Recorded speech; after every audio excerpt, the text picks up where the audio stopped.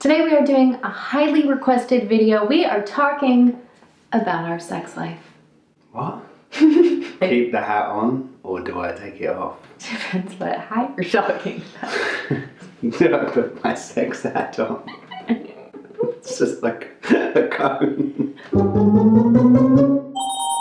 We are not talking about our sex life today. Sorry guys. But we are talking about how our relationship has changed since having a baby. It's a frequently asked question that I get on Instagram and on my Mom Life Facebook group, and it's something that a lot of moms talk about because I think your relationship naturally changes, the dynamics change, and hopefully you evolve for the better. I want to share some of our kind of tips and tools for how we've navigated this journey into parenthood and become a lot stronger since. Why do you want to laugh? Well, I'll give them a tip right now. We can end the video. Okay. Don't be a dick. Don't be a dick. And that's just a tip for life. Write that one down. Don't be a dick. And then everything will be all right. That's a really good tip in different choice of words maybe, but yes. It only really works if you say don't be a dick. If you're not very a dick, effective. be all right. One of the tips that I have that I had to learn earlier on because I was so tired and so hormonal and so emotional and all the rest of it, and there were days where I was just inevitably going to be a dick, and identifying those moments kind of before the behaviors actually happen and just going, I'm really tired today, or I'm just really emotional today, or whatever, and kind of giving your partner like a heads up, FYI, don't take anything personal today, I'm in it right now, I'm feeling stressed, or I'm feeling exhausted, or I'm just feeling not good. I think that's a great way to kind of avoid it boiling over into something that it really doesn't have to be. Definitely helpful for us, particularly me. When did you do that then? I just kept pretty quiet. Yeah. Looked after you guys, made sure everybody was fed and could get some sleep. I just did what you needed me to do. You just need to just do what they need you to do at the beginning. Don't have an opinion on anything. They know better.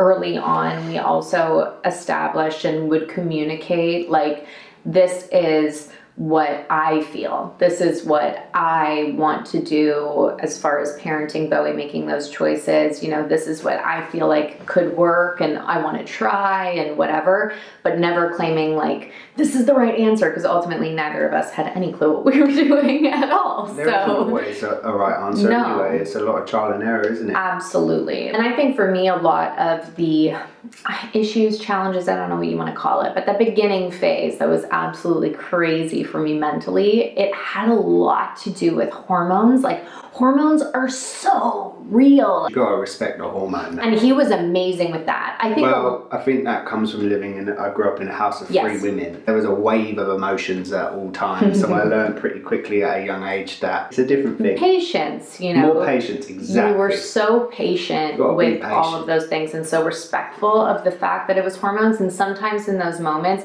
you had a really great way of saying that to me in a way that was like not at all offensive or combative or challenging at all, but like, babe, maybe, you know, maybe what you're feeling right now is actually hormones, and like, it's not all that scary, or it's not all that, you know, sad or stressful. How would I have said that?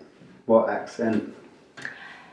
You know, babe, you're going through a lot, and sometimes it's just your hormones. Hormones. You don't even need to worry about it because it's just your hormones and you can't control that. That's pretty good. Not bad, yeah. A lot of the times the women in my Mom Life group that I see talking about, you know, issues with their spouse and whatever, it's like that person isn't really being understanding of the fact that hormones are massively at play, and they just disregard that entirely and they react to their actions. Like, use your common sense. Yeah. It's a major thing, isn't it, having a baby? Yeah. I think people sometimes forget that. Know that you guys are a team. Like you have to be a team. In that early stage when Bowie was really colicky, which I've talked about on my channel before, here is the video I did on my anti-colic breastfeeding diet, which was our saving grace. Before I figured it out, when we were in that colicky phase, you know, sometimes the bouts of crying would go on for so long, and it was so hard on both of us, and we, you know, came to a mutual agreement basically that like when the other one needed to step away, that was a-okay,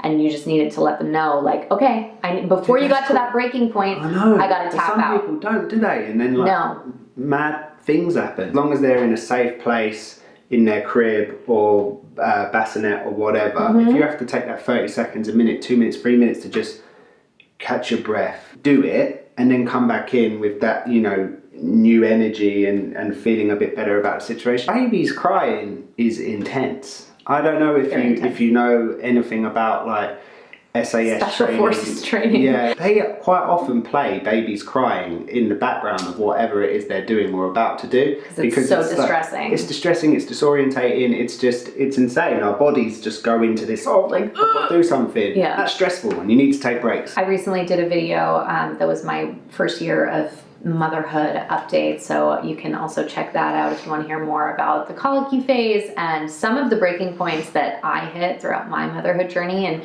somewhere along the way it really clicked with me, which is something you said to me from the very beginning, but I really didn't listen to. Don't be ashamed or afraid or whatever to just ask for that help and to pass the baton when you need to pass the baton, because that was a little bit proud at first, weren't you? 100%. And I felt like it was my responsibility. Yes, I was like, I can do it all. And I think that's how I hear a lot of friends and people that I know. Hello. That's what I hear a lot of women telling me, friends of mine, people in my MOMLIFE Facebook group. They tell me that they start getting resentful towards their spouses because their spouse didn't do this or was out doing that when, you know, you were at home doing this and blah, blah, blah, blah, blah. And it's like, but Josh would always say to me when I would kind of like hit those breaking points, hit those walls of like, oh my God, what am I doing? I can't do it all. He was like, I know, but you just have to say that. You have to ask, because I know that there are some things that you do want to do completely on your own for her, and I respect that. You, I would say 90% of the time, like to do Bowie's evening feed. I will read the story every time. I think stories just sound a little bit better in an English accent, don't they? Bowie, who would you rather read you a bedtime story? Let's be real. Comment below. I know what you're all gonna say. It's so easy to feel resentful when you're taking too much on your own plate, but you're not communicating to the other person that you need help and you need some things taken off your plate. So communicating the entire time is just so important. I think that's helped us really avoid ever developing any sort of resentment for those reasons, you know? I mean, we're not Do you resent me? No, not at all. But we just tell each other how it is. We do. We can't really give anyone advice. We're just sharing our experience and what helped us. I think, yeah, the biggest takeaways from our experience that we wanted to share with you is, you know, be vocal. Communicate with your person. Don't feel ashamed or afraid to ask for help.